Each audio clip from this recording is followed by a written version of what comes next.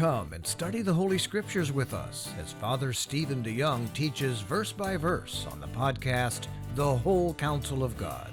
Father Stephen holds a Ph.D. in Biblical Studies and is an Orthodox priest serving at Archangel Gabriel Orthodox Church in Lafayette, Louisiana. Chapter 4, verse 1. Therefore, here's another one of those. So, because this is true, therefore, since Christ suffered for us in the flesh, arm yourselves also with the same mind. For he who has suffered in the flesh has ceased from sin,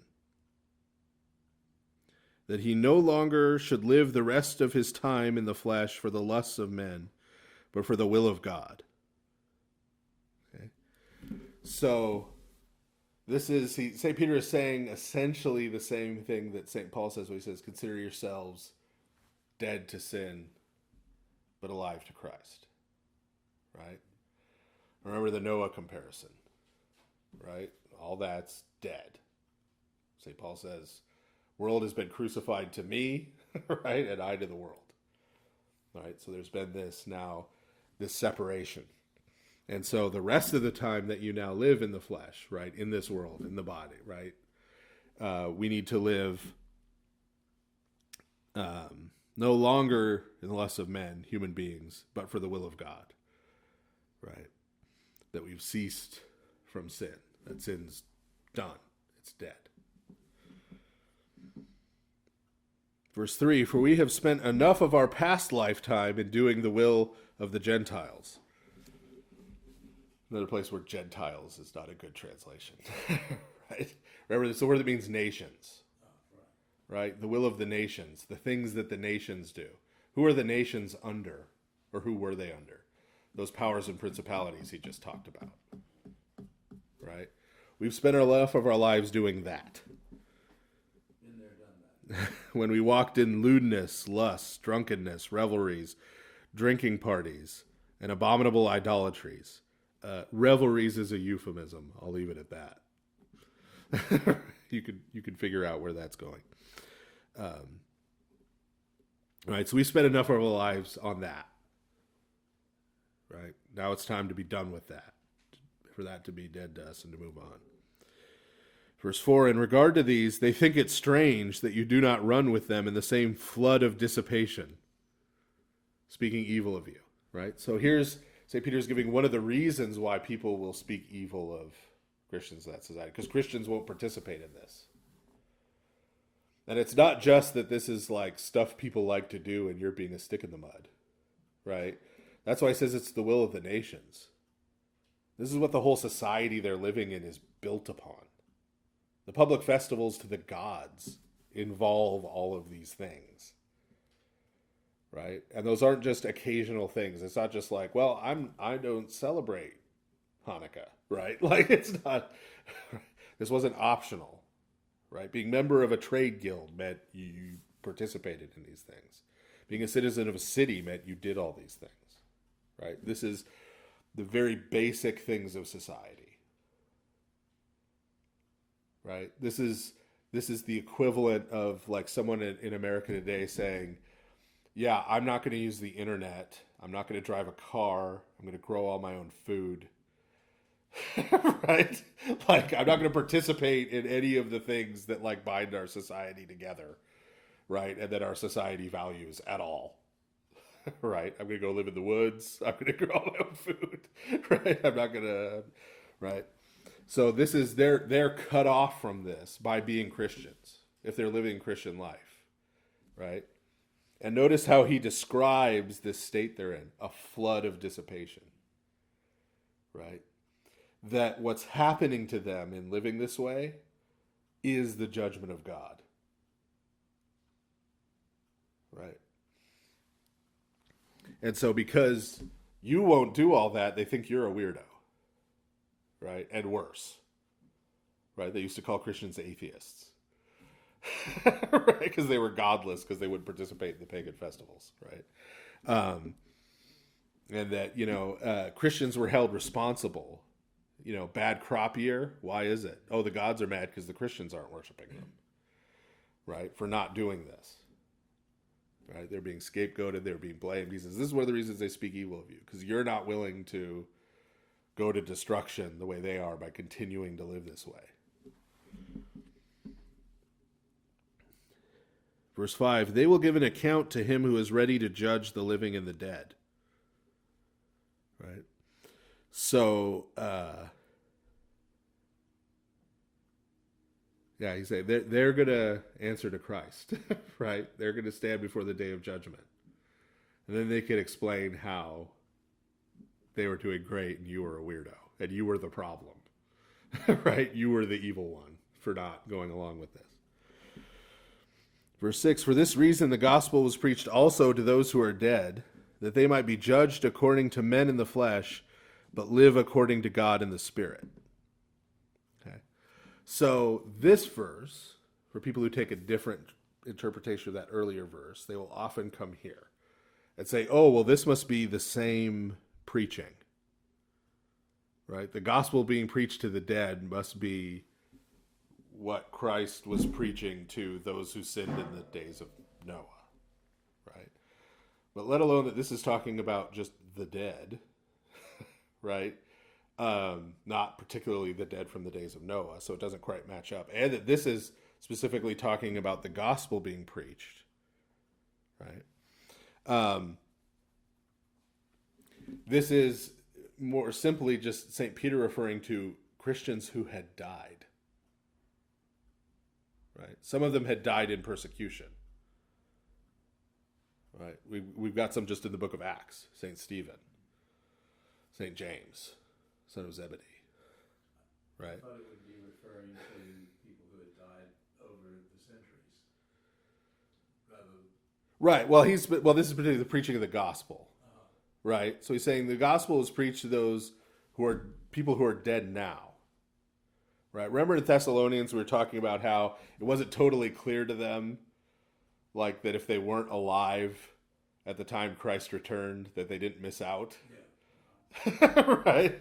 And so he's saying, right, even those people who they killed, right, yes, in the flesh they've died, right, but like Christ in the spirit they've been made alive. Right. This is talking about their vindication of people who are falsely accused. But he's referring to the time between Christ's death and resurrection, isn't he? And No, he's not talking about that now. Okay. No, he's not. Okay, I thought he was. Yeah. No, he's talking about, because remember, he was just talking about the verse before about our vindication before the judgment seat of Christ. Right? That, okay, so the gospel was right. preached to the dead was right. They're also vindicated. They weren't vindicated while they were alive. Right? While they were alive, they didn't see that vindication. Right? But they were judged according to men in the flesh, right? So men judged them the way Pilate judged Christ, right? But in the spirit, they live, right? According to God in the spirit, right? So that their resurrection is their vindication, right? And so remember, this is something the Pharisees already believed in. Right, the Pharisees believed in the resurrection of the dead. A big part of that was because of this vindication element. Right, there were people who suffered, there were people who died, like in 2 Maccabees, the Maccabean martyrs. Right, who resisted torture and were put to death, right, by the Seleucids, by the Greeks, for refusing to violate the Torah. Right, well, they were righteous people who were tortured and killed by wicked people. Something needs to, right? That's an injustice, right? And so the Pharisees saw, well, that's the resurrection is how that is righted, that they are resurrected, they have life, right? And so that's what St. Peter, the idea that St. Peter is talking about here. But remember, not all Jewish people believed that. Sadducees didn't believe that, right? There were other groups who didn't believe in the resurrection per se, right? But that's what St. Peter is appealing to here. Right, that like Christ, who was vindicated by his resurrection, by the Spirit, as he said, right, so also those who heard the gospel but were judged by men and died unjustly are going to be resurrected by the Spirit.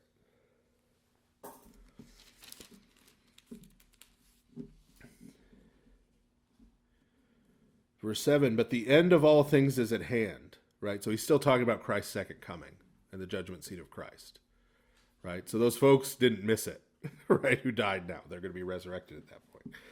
So the end of all things is at hand. Therefore be serious and watchful in your prayers. So this is a theme of Christ's preaching, right? That St. Peter would have heard firsthand, right? Christ gave those parables, right, about the wise and foolish virgins, the ones who had the oil for their lamps and the ones who didn't, right? Talking about being watchful, that he would come like a thief in the night, right? If the homeowner had known when the thief was coming, then he would have been ready, right? And he wouldn't have gotten robbed because he would have been prepared, right? This whole idea of being vigilant and watchful, being prepared at all times, that this could be the time when we come to stand before Christ, right? Verse 8, and above all things, have fervent love for one another, for love will cover a multitude of sins.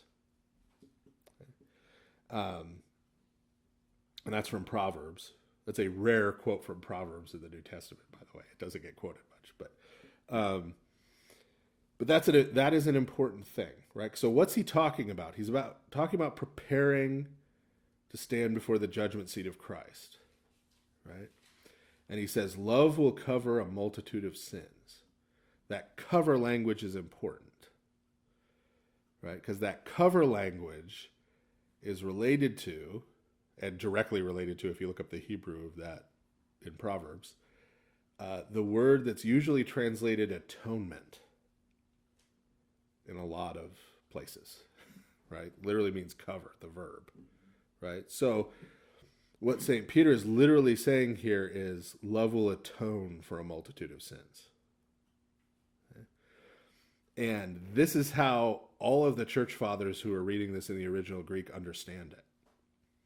Some of the earliest people we have quoting 1 Peter are quoting this, right? So if you read St. Cyprian of Carthage in the 3rd century on almsgiving, this is part of his major theme, right?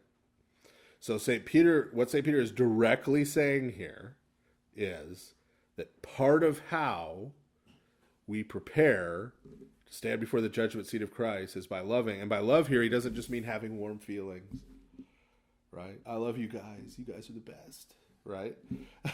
Like, I just want all the best things for you, right? This is concrete, right? This is, again, it's almost like works are important. This is concretely showing love to people. That's why St. Cyprian just reads this as like almsgiving, right? Works of charity, works of love. Charity, again, comes from the Latin word for love, right? Showing love to others and people in need, right? Helping others, showing kindness, showing compassion to others, right?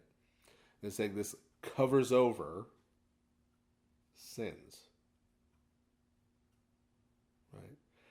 Meaning it causes God to look away from us. Because all of us, when we stand before the judgment seat of Christ, especially me, are still going to be sinners, right? I'm not going to achieve perfection before I stand before the judgment seat of Christ, right? And so what is this saying? Any Protestants listening to this, I know we're getting super nervous right now, right?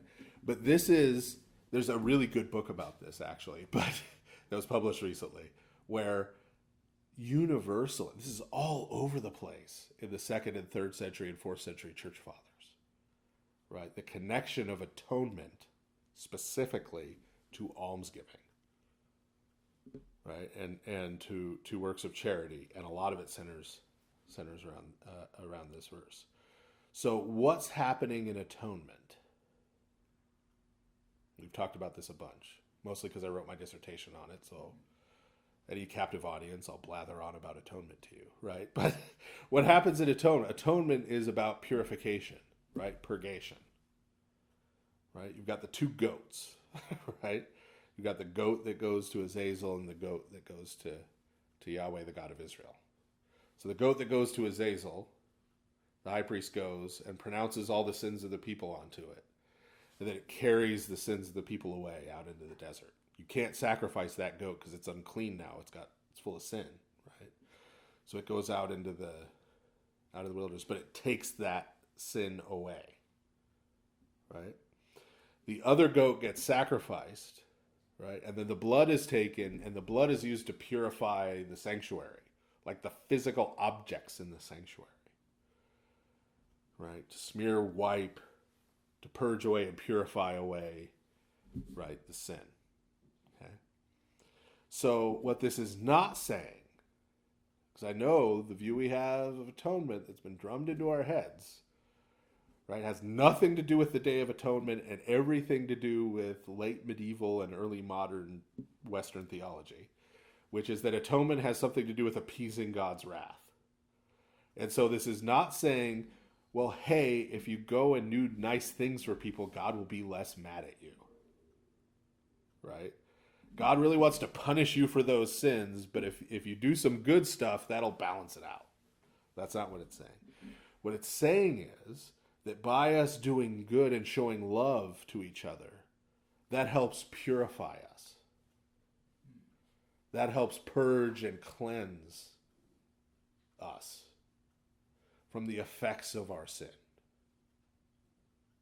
Right? That had to be wiped off the physical objects of the tabernacle, right?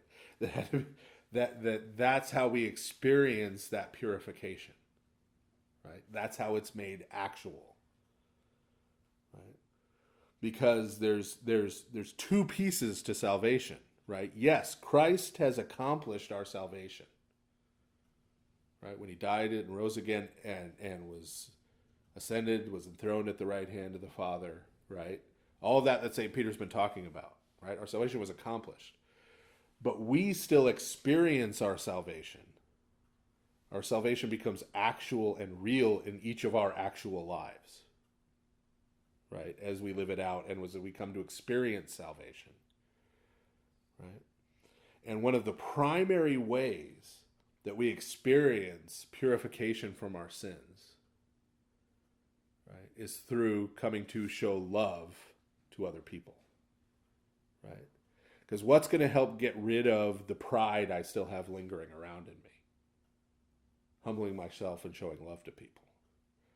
What's going to get rid of bitterness and jealousy that I still have inside of me? Showing love to people, right? What's going to help get rid of the greed that's inside me? Giving away what I have to people who need it, right? So this is talking about that purification that we experience and becomes real to us. And one of the primary ways is through love, sort of the paradigmatic way, right? Is through love. Because everything else, like if we're going out and making peace, that's an act of love. If we're showing kindness, that's an act of love, right? Everything else falls under that umbrella, right? Of showing love and living a life of love for one another. So that's what St. Peter is getting at here, right? It's not that somehow Christ's atonement wasn't enough or God's still mad at us or any of those complex of ideas, right? But it's about how we actually experience and how it becomes real to us, right, in our lives is through showing love. Right, and being part of these bonds of love. And so that's a fundamental way in which we prepare ourselves to stand before Christ and have to give an account for our lives. Right, is by making that purification real through love.